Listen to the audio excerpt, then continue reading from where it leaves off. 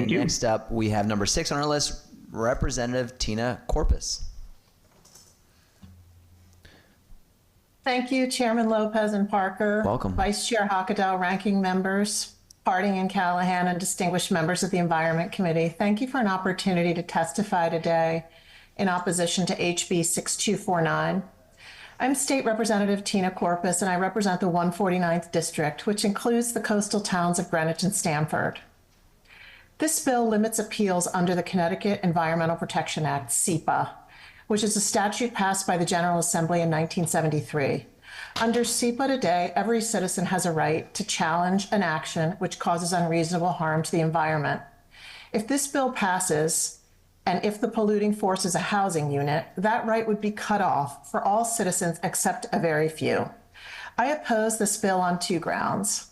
First, I think it lacks the balance which is so important to good policy. As a member of the Housing Committee, I understand the need for housing in our state. Every citizen should have a roof over their head and a home base. However, like every other law we pass, we have to balance that need against other things that we value highly. This session, the Environment Committee is considering bills regarding neonics, PFAS, septic tanks, leaf blowers, all based on the principle that preserving the environment matters. We cannot elevate the environment on the one hand in those bills and then deprioritize it to this degree when housing is concerned. I am sure we respectfully disagree about where that delicate balance should be struck, but in my opinion, 6249 strikes it in the wrong place. The second grounds is citizens' rights and citizens' roles. A homeowner whose neighbor is polluting always has the right to bring a nuisance claim against the polluter in court. The homeowner brings that claim on the basis of his or her property ownership or proprietary interest. That was true in 1973, it's true now, and it will be true whether or not this bill passes. But SEPA had a very different and specific purpose. The legislative intent was to create a cause of action for the general public, everyone, because the environment is something we hold in the public trust. Here's what our predecessors said in 1972 when they created the law. Quote, some of the natural spaces most vital not only to our survival, but to that of future generations, do not lend themselves to proprietary right. SEPA makes the guaranteeing, preservation, and protection of those rights available to the public.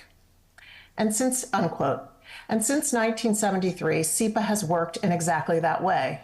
If a housing structure today is built on the top of a hill and there's dangerous runoff coming off of it, because of SEPA, the town, the neighbors down the hill, an engineer, a wildlife specialist, the neighborhood association, the town commission on the environment, all of these members of the public can become an intervener.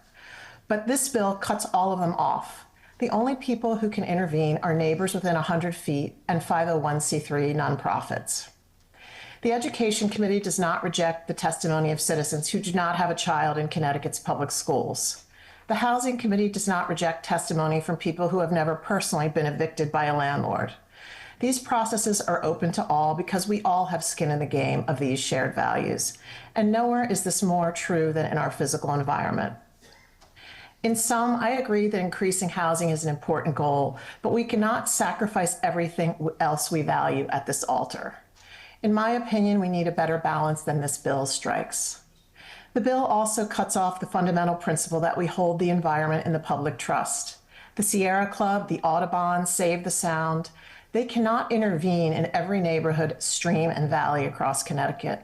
For 52 years, we've relied on citizens to help protect the environment because we all have skin in the game of our natural resources. And I believe that that right should be preserved. For these reasons, I respectfully oppose HB 6249. Thank you. Thank you, Representative. Appreciate that. Questions, comments from the committee? I'm also, I don't know if you've perhaps talked to anybody who supports this, but do you know what the purpose of this bill is? I don't. What it appears to me to be is that it really elevates creating residential dwelling units to a very, very high priority against all of the other values, or at least against an environmental value. in our state. And there is a line somewhere where we're balancing the environment against balancing housing. And with, I have a great respect for the committee and the people that support this bill, but I just disagree on where that line is drawn. I feel like it's drawn too far in the direction of housing to the real abrogation of a law which has existed for 52 years and has really had a positive impact. The other value at stake here is local control, but it's a sort of local control on steroids. This is the ability of private citizens to defend their own environment and their own natural resources. And to me, that's a very valuable and very important societal value.